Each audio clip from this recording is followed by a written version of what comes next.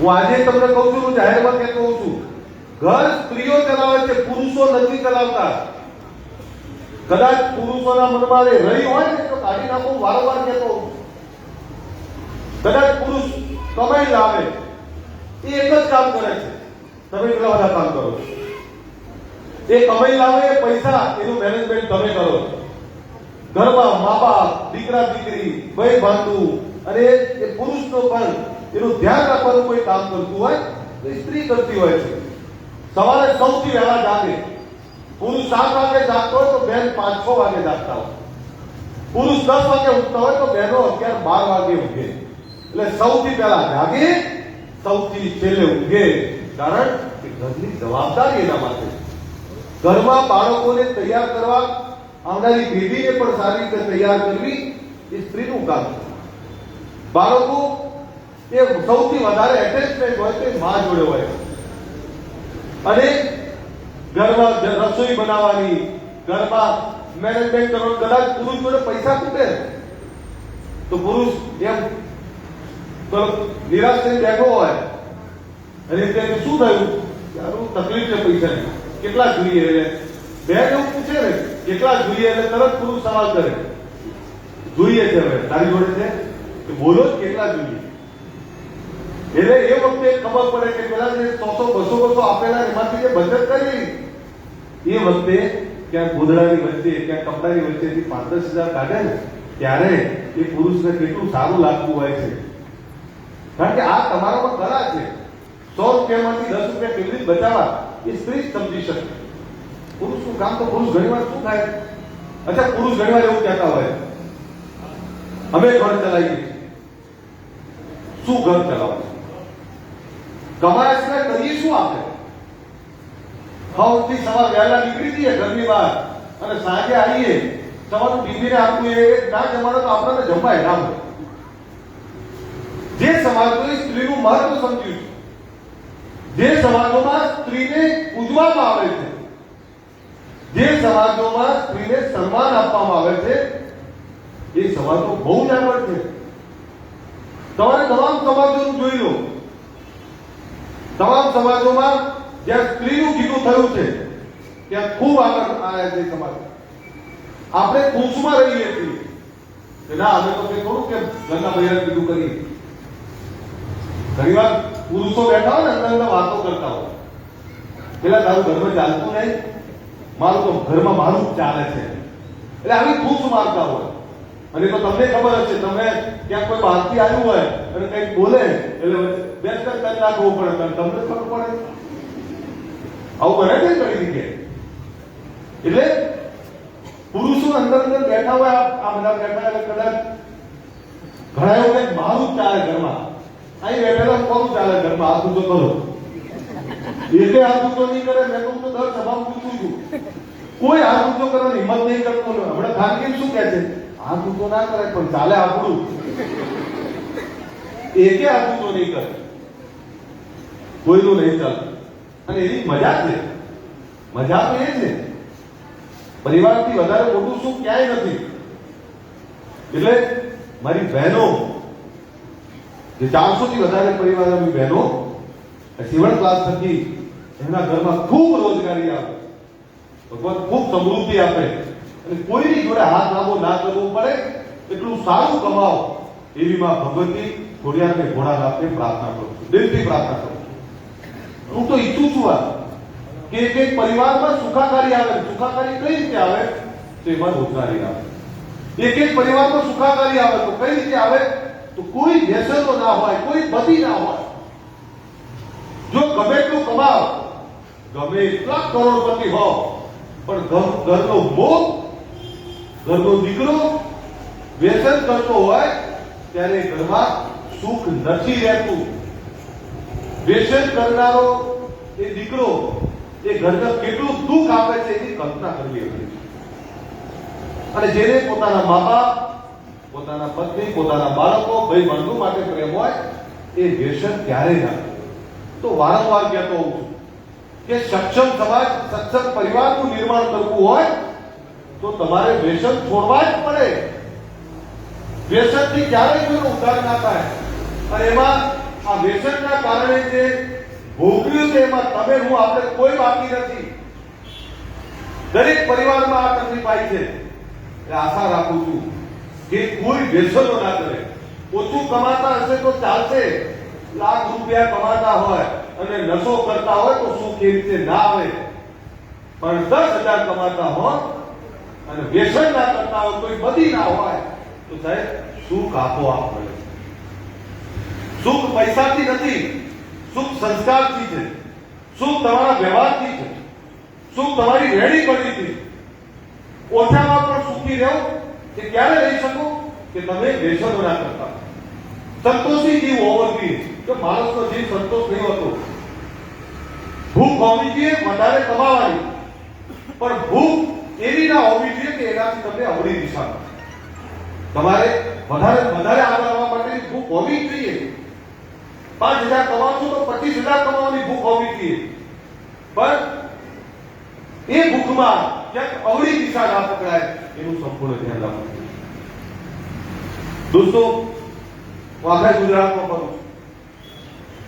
સમાજમાં કેટલા નેતાઓ બન્યા એની ચિંતા નથી મને, પણ સમાજમાં કેટલા લોકો વ્યસન મુક્ત થયા એની ચિંતા કરું છું.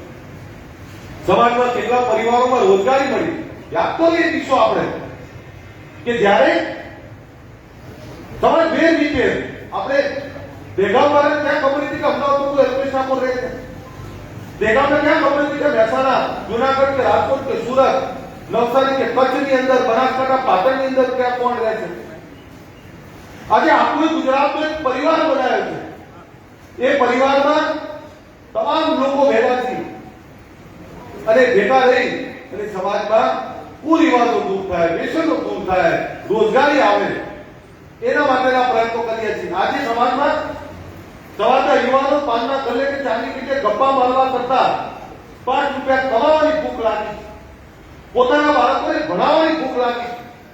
હમણાં જેટલી સરકારી ભરતીઓ ગઈ એ બધામાં આપણા દીકરા દીકરીઓ સારી રીતે પાર્ટિસિપેટ કર્યું છે અને એમાં પાસ પણ બહુ થયા છે. તો બદલાવ છે સમાજ. ઘણીવાર એવું થતું કે દેગામના બજારમાં કોઈ બીજા સમાજનો દીકરો દારૂ પી નીકળ્યો હોય તો બીજા લોકો એવું કહેતા કે ઠાકોર હશે. આજે કદાચ આપણો દીકરો દારૂ પી નીકળ્યો હોય તો બીજા સમાજ એવું કહે છે કે નહીં, હવે આ તો બદલાના છે, આમાં બદલાવ આવે છે, આ ઠાકોર નહીં હોય, આ કદાચ આપણો હશે. પણ આપણો એ કોણ? એ તો ગુજરાતનો છે. દોસ્તો, વ્યસન મુક્તિ શું ફક્ત ઠાકોર સમાજ માટે વાત કરું છું? શું ફક્ત ઠાકોર સમાજ માટે જ આ બધી છે? આજે તો આ બધી તમામ સમાજોમાં છે.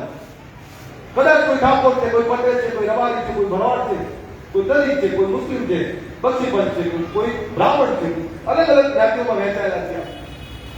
પણ આ બધી તો બધામાં છે. એ તો ગુજરાતી ના પડે તો આપણે ગુજરાતીની ચિંતા કરવી પડે.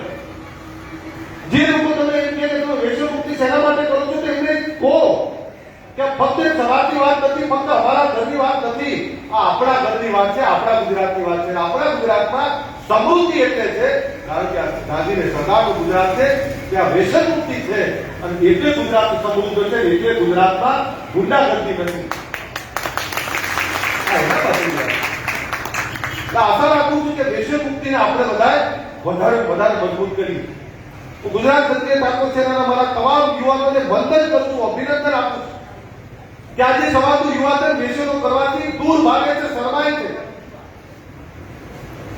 પેલો મસાલો કે પડીથી ખતમ તો શરમાય છે. કાર્યક્રમમાં અહીં બેઠેલા કોઈના મોઢામાં પડી નહીં હોય, મસાલો નહીં હોય, કારણ કે શરમાય છે કે નહીં, અમે તો વ્યસન મુક્તિ વાળા છે. સમાજમાં ખૂબ બદલાવ આવ્યો છે, સમાજમાં જાગૃતિ આવી છે, સમાજનું યુવાધન બોલતું થયું છે. આપણે જે દિશા આપી છે કે સમાજનું યુવાધન બોલવું જોઈએ, આજે કદાચ મારી ભૂલ હોય તો એના માટે પણ લોકો બોલતા થયા છે. તે ગુજરાત ક્ષત્રિય ઠાકોર સેનાની દેન છે, એનો કોઈ રંજ નથી. સાચું વાત, મક્કમતાથી, ઈમાનદારીની વાત કરતા હોય તો એનો કોઈ રંજ નથી. ખામીઓ દૂર કરવા માટે સતત પ્રયત્ન કરશું. પણ જે પોતે ખામીયુક્ત છે, જેનામાં પોતાના ખામીઓ પડી છે, એ મહેરબાની કરીને અમારી ખામીઓ ના શોધે. દારૂ પીનારો દારૂ છોડવાની વાત ના કરે, સમાજને તોડવાની જે વાત કરતા હોય એ જોડવાની વાત કરવાનો એટલે કોઈ અધિકાર નથી. આ સંગઠનને જોડવાનું કામ કર્યું. સહન એટલે કરું છું, વારંવાર કહું છું, સહન એટલે કરું છું કે ભેગું કરતા ખૂબ વાર લાગી છે. ક્યાંક કોઈ બે રાહ ભટકેલા, કોઈ સમાજને તોડવા, સંગઠનને તોડવાનો પ્રયત્ન કરે તો મારી એનર્જી, મારી તાકાત એને જવાબ આપવા માટે હું ક્યારેય વાપરતો નથી. વાપરું છું એટલે ભેગું કરવા માટે. એટલે મારી આ બધી બહેનોને કહું છું કે તમે તમામ બહેનો તમારા ગામમાં ગુજરાત ક્ષત્રિય ઠાકોર સેનામાં જોડાઈ જોડાશો ને? કેટલી બહેનો જોડાશે? આ તો કરો.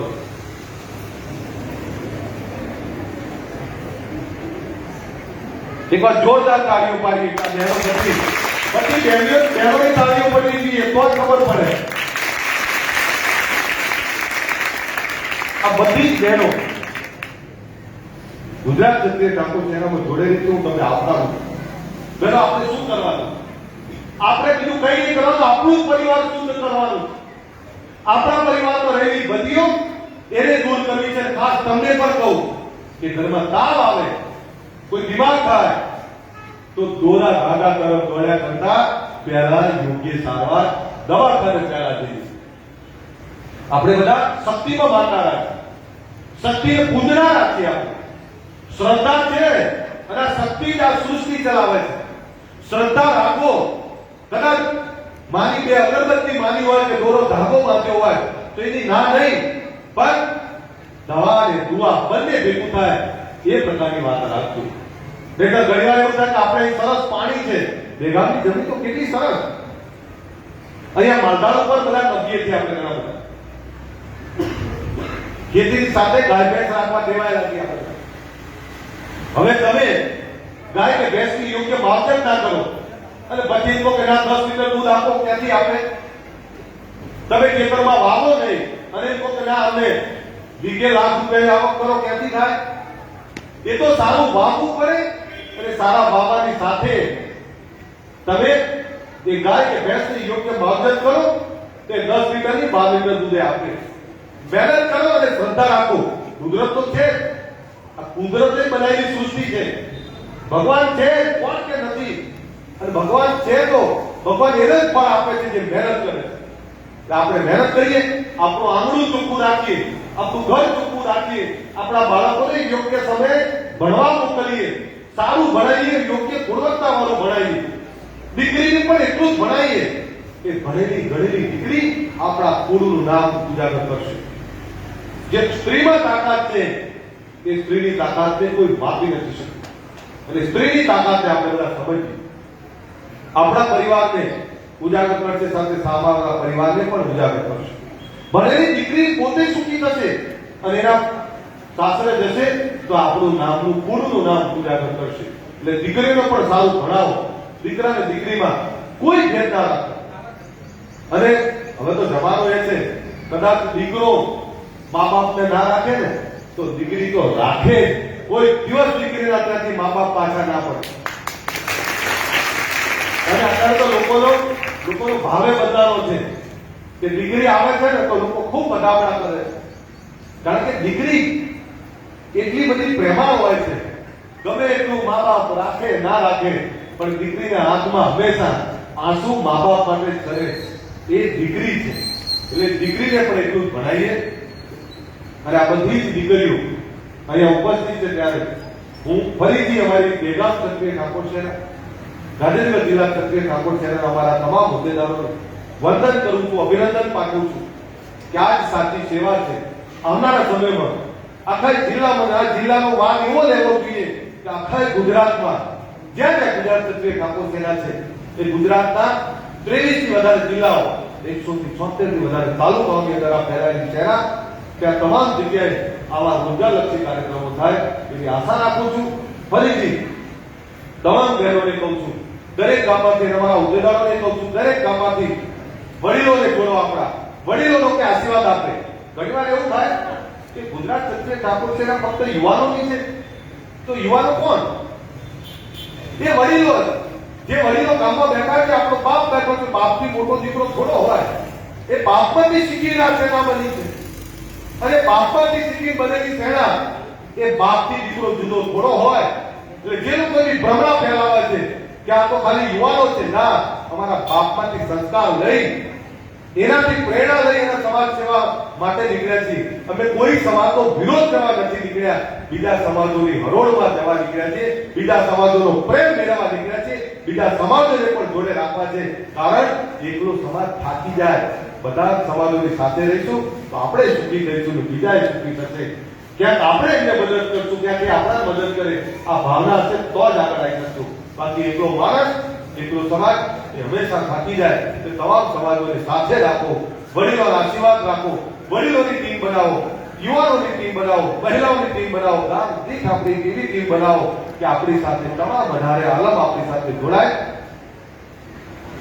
આ રોજગારલક્ષી કાર્યક્રમો એ આખા ગુજરાતમાં થાય,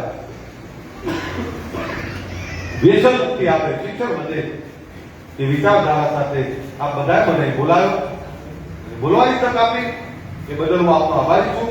પરંતુ આટલો સરસ કાર્યક્રમ કરવા બદલ હું સમગ્ર ટીમને અભિનંદન પાઠવું છું. અસ્તુ, જય હિન્દ, જય જય ગણપતિ.